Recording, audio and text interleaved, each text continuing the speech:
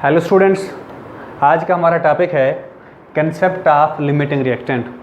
बहुत ही आसान सा टॉपिक है। लेक्चर फ्लो आप लोगों के सामने है। सबसे पहले हम इसकी देखेंगे डेफिनेशन, उसके बाद पढ़ेंगे कि एक्सिस रिएक्टेंट क्या होता है। इसके बाद हम इन दोनों की एग्जांपल डिस्कस करेंगे, इनकी एक्सप्लेनेशन एग्जांपल से करेंगे और एंड में हम ये देखेंगे कि how we can calculate limiting reactant in a chemical reaction. हम केमिकल रिएक्शन के में लिमिटिंग रिएक्टेंट को किस तरह कैलकुलेट कर सकते हैं। Let we discuss all these point wise. हम इनको point wise step wise discuss करते हैं। सबसे पहले है डेफिनेशन ऑफ लिमिटिंग रिएक्टेंट। हम सबसे पहले डिफाइन करते हैं कि लिमिटिंग रिएक्टेंट होता क्या है। हमें पता होना चाहिए कि लिमिटिंग रिएक्टेंट किस चीज़ को कहते हैं। हाँ जी, definition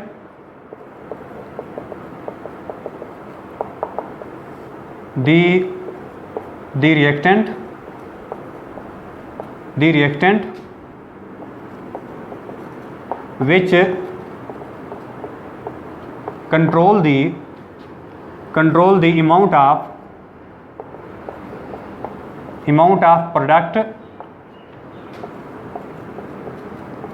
formed in chemical reaction by consuming earlier is called limiting reactant। क्या बताया मैंने ये बताया ऐसा रिएक्टेंट जो किसी भी केमिकल रिएक्शन में प्रोडक्ट फॉर्मेशन को कंट्रोल करता है। कैसे कंट्रोल करता है? बाय कंज्यूमिंग अर्लियर, पहले ख़त्म होकर, पहले इस्तेमाल होकर। क्या मतलब इस बात का? अब देखो, जब हमारे पास केमिकल रिएक्शन हम कराते हैं, सपोज हमारे पास रिएक्टेंट हैं ए और बी, इसके प्रोडक्ट बनता है हमारे पास सी। अब जो ए है ये हम लेते हैं स्मॉल अमाउंट में 2 ग्राम। हमारे पास ये लेते हैं हम लोग 10 ग्राम। अब ये कम मिकदार में है, ये ज़्यादा मिकदार में है। अब होगा क्या, जब ये इन दोनों के दरमियान केमिकल रिएक्शन होगा, ए जो है ये पहले कंज्यूम हो जाएगा, पहले ख़त्म हो जाएगा, और बी जो है हमारे पास, इसकी मिकदार मुकम्मल तौर पे कंज्यूम नहीं होगी, रह जाएगी कुछ ना कुछ। अब जो पहले ख़त्म हो गया है, अब जब जैसे ये ख़त्म होगा, सी फार्मेशन कंप्लीट जो है, ये सी फार्मेशन जो है हमारे पास, ये स्टॉप हो जाएगा, रुक जाएगा। उसकी वजह ये है क्योंकि ए जो है वो ख़त्म हो चुका है। अब इस ए को हम क्या नाम देते हैं? Limiting reactant. नाम से ज़हर है, लिमिटिंग रिएक्टेंट। ऐसा रिएक्टेंट जो लिमिट में हो, कम मिकदार में हो। समझ आ गई मेरी बात? मैंने बताया ऐसा रिएक्टेंट जो स्मॉल अमाउंट में लिया जाता है और वो रिएक्शन को कंट्रोल करता है। कैसे कंट्रोल करता है? बाई कंज्यूमिंग अर्लियर, बहुत जल्दी इस्तेमाल होकर। तो इसको हम नाम देते हैं लिमिटिंग रिएक्टेंट। मैं आसान सी मिसाल देता हूँ। सपोज़ हमारे घर में जैसे मेहमान आते हैं। अब एक मेहमान आया है, उसके लिए हमने चाय का एक कप बनाना है। चाय के कप बनाने के लिए हमारे पास क्या चीज़ चाहिए होगी? थोड़ा सा मिल्क चाहिए होगा और हमारे पास चीनी चाहिए होगी। चीनी जो होती है हमारे पास घर में आलमोस्ट ज़्यादा अवेलेबल होती है, आलमोस्ट ज़्यादा पड़ी होती है। सपोज 1 kg पड़ा हुआ है। अब जो मिल्क है वो कम अमाउंट में होता है। कम अमाउंट में क्यों होता है? क्योंकि वो हम डेली बेसिस पे लेते हैं और स्मॉल अमाउंट में होता है। अब सपोज उस टाइम सिर्फ 1 कप ही बचा हुआ है हमारे पास मिल्क का। अब जो मिल्क है, इस मिल्क को में चीनी हम बहुत थोड़ी सी डालेंगे, चीनी ज़्यादा रह जाएगी क्योंकि थोड़ी सी इस्तेमाल हुई है, लेकिन मिल्क ख़त्म हो जाएगा। अब जो मिल्क है वो लिमिटिंग रिएक्टेंट है, और जो चीनी है हमारे पास वो ज़्यादा अमाउंट में है, वो ऐड नहीं हुई। उसको हम दूसरी टर्म इंट्रोड्यूस कराते हैं, एक्सेस रिएक्टेंट। समझ आ गई? एक्सेस रिएक्टेंट क्या होता है? एक्सेस रिएक्टेंट का मतलब होता है ऐसा रिएक्टेंट जो किसी केमिकल रिएक्शन के दौरान ज़्यादा अमाउंट में लिया जाता है और वो सारे का सारा इस्तेमाल नहीं होता, यूटिलाइज नहीं होता। उसको हम नाम देते हैं एक्सेस रिएक्टेंट। क्लियर हो गया? मिसाल लेते हैं हम लोग, केमिकल रिएक्शन लेते हैं, जनरल सा एक्सप्लेनेशन हो जाएगी इससे। जैसे देखें, हमारे पास हाइड्रोजन गैस है और ऑक्सीजन है हमारे पास, ये मिलके बनाते हैं वाटर। अब हाइड्रोजन के हमारे पास देखें ये कितनी मोल है, इसके ये 1 मोल है, ये भी 1 मोल है, ये भी 1 मोल बन रहा है। अब देखें ये जो 1 मोल कैसे पता चला? जब यहाँ पे कुछ ना लिखा हो इसका मतलब होता है 1। ये कोफिशिएंट होता है, कोफिशिएंट ऑफ केमिकल रिएक्शन। अब देखिए क्या एटमों की तादाद दोनों साइड बराबर है, इक्वल है दोनों साइड पे। अब देखो यहाँ पे हाइड्रोजन 2 हैं, ऑक्सीजन 2 हैं, यहाँ हाइड्रोजन 2 हैं, ऑक्सीजन 1 है। इसका मतलब ये हुआ कि हमारे पास जो एटम्स हैं बोथ साइड पे इक्वल नहीं है। सबसे पहले हम इसको बैलेंस करेंगे। बैलेंस का मतलब क्या होता है? बैलेंसिंग ऑफ केमिकल इक्वेशन, इसका क्या मतलब होता है? इसका मतलब ये होता है कि जो रिएक्टेंट के एटम होते हैं उनको तादाद में इक्वल करना होता है किसके? प्रोडक्ट के एटमों के। रिएक्टेंट कौन से होते हैं? जो कंबाइन हो रहे होते हैं, जो मिल रहे होते हैं। प्रोडक्ट कौन से होते हैं? जो उस केमिकल रिएक्शन के रिजल्ट में, यानी रिएक्टेंट के मिलने के रिजल्ट में बन रहे होते हैं, उनको हम नाम देते हैं प्रोडक्ट, और इस प्रोसेस को नाम देते हैं केमिकल रिएक्शन। अब देखिए इसको बैलेंस करते हैं। यहाँ पे हम 2 लगाएंगे, यहाँ भी 2 लगाएंगे। अब काउंट करें ज़रा। अब देखें ये हाइड्रोजन के एटम कितने हो जाएंगे? 4, और हाइड्रोजन के एटम कितने हो जाएंगे? 4। ऑक्सीजन के इधर 2 और इधर भी कितने हो जाएंगे? 2। एटम बराबर हो गए। समझ आ गई मेरी बात? अब देखो इसका मैच देखें, ये कितने मोल है? ये 2 मोल है। ये कितने मोल है? 1 मोल है। और वाटर कितने मोल बन रहा है? 2 मोल। मैंने ये बताया कि हमारे पास 2 मोल हाइड्रोजन 1 मोल ऑक्सीजन मिलता है तो 2 मोल वाटर बनता है। समझ आ गई? ये केमिकल रिएक्शन हुआ है। अब इनका मैस कैलकुलेट करो, इनका वेट कैलकुलेट करो। वेट कैलकुलेट करने का क्या फार्मूला है?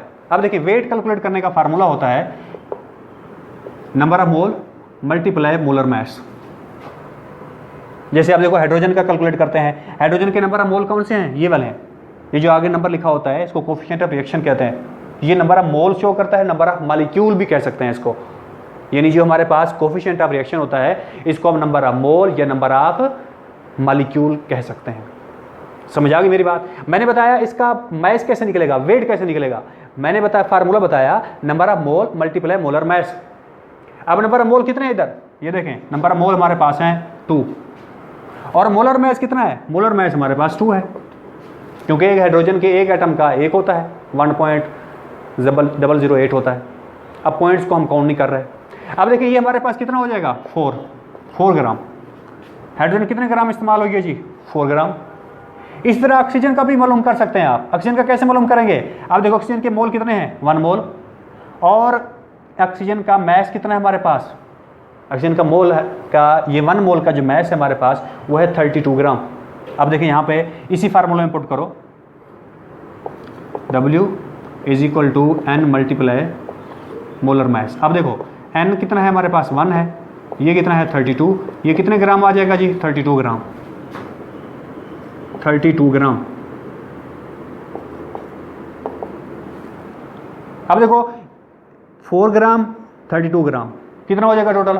36 ग्राम। इसका मतलब ये हुआ कि वाटर का जो मैस है वो कितना ग्राम होना चाहिए हमारे पास? 36 ग्राम। क्योंकि केमिकल रिएक्शन के दौरान ये चीज़ें कंबाइन हो रही हैं, कोई एटम मिस नहीं हो रहा, इसमें कोई एटम यहाँ पे निकल नहीं रहा। अब यहाँ से इसका मैस कैलकुलेट भी कर सकते हैं। ये तो हमने इस रिएक्टेंट से पता चलाया कि इसका मैस ये है, लेकिन इसको कैलकुलेट भी कर सकते हैं। कैसे कर सकते हैं? अब देखें मोल कितने हैं इसके जी? इसके 2 मोल हैं। इसी फार्मूले में पुट करो, N मल्टीप्लाई मोलर मास। अब देखिए मोल कितने हैं? 2, और मोलर मास वाटर का कितना होता है हमारे पास? 18। तो कितना हो जाएगा जी? 36 ग्राम। इसका मतलब ये हुआ कि 4 ग्राम हाइड्रोजन और 32 ग्राम ऑक्सीजन आपस में कंबाइन होते हैं और इसके रिजल्ट में 36 ग्राम वाटर बनता है। अब देखो इन दोनों में देखें, इसमें 4 ग्राम जो हाइड्रोजन है ये बहुत स्मॉल अमाउंट में है, ये जल्दी खत्म हो जाएगी, और ये जल्दी खत्म नहीं होगी। अब ये जो स्मॉल अमाउंट में लिए हाइड्रोजन, इसको हम नाम देते हैं लिमिटिंग रिएक्टेंट। Limiting reactant. और ऑक्सीजन जो कि हमने ज़्यादा अमाउंट में ली है इसको नाम देते हैं excess reactant. Excess reactant. Clear हो गया? समझ आ गई मेरी बात? यानी लिमिटिंग रिएक्टेंट वो हुआ जो स्मॉल अमाउंट में होता है, और जो हमारे पास एक्सेस रिएक्टेंट है वो ज़्यादा अमाउंट में होता है किसी भी केमिकल रिएक्शन में। क्लियर हो गया? अच्छा सवाल ये पैदा होता है कि हम एक्सेस रिएक्टेंट क्यों इस्तेमाल करते हैं, लिमिटिंग क्यों इस्तेमाल नहीं करते? कि जैसे हमारे पास देखें ये 4 ग्राम था तो इसको 4 ग्राम लेना चाहिए था हमें, ये ज़्यादा क्यों लिया, ये से कम क्यों लिया? हमें ये देखना होता है कि जो रिएक्टेंट हम ले रहे हैं ये बाज़ औक़ात सम केसेस में ये एक्सपेंसिव होते हैं, बहुत महंगे होते हैं। हमारा ये ख्याल होता है कि अगर दूसरा रिएक्टेंट हम ज़्यादा अमाउंट में लेंगे तो ये कंप्लीटली तौर पर यूटिलाइज होकर प्रोडक्ट बना देगा, यानी इसकी कोई मिकदार भी रह नहीं जाएगी, वेस्ट नहीं होगी। इसलिए हम एक्सेस रिएक्टेंट साथ में यूटिलाइज करते हैं ताकि हमारा रिएक्शन जल्दी से कंप्लीट हो जाए। क्लियर हो गया? अब जैसे हाइड्रोजन की मिकदार खत्म होगी रिएक्शन ऑटोमेटिक स्टॉप हो जाएगा, चाहे इसकी कितनी मिकदार ही रहती हो। समझ आ गई? अब एंड में हमारे पास आता है जी कैलकुलेशन। इसको कैलकुलेट कैसे कर सकते हैं।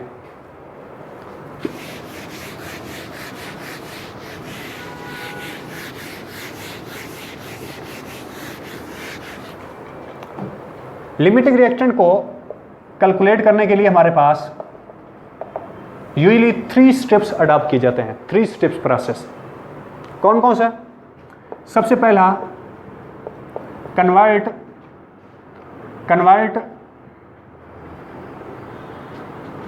Reactant mess